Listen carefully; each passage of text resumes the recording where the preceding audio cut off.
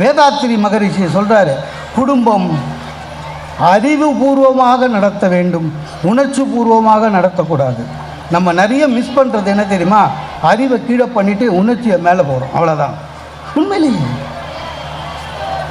அறிவை யூஸ் பண்ணுற ஹஸ்பண்டு எல்லாருமே வெற்றி அடைவான், உணர்ச்சியை யூஸ் பண்ணுற எல்லா ஹஸ்பண்டும் தோல்வி அடைவான்.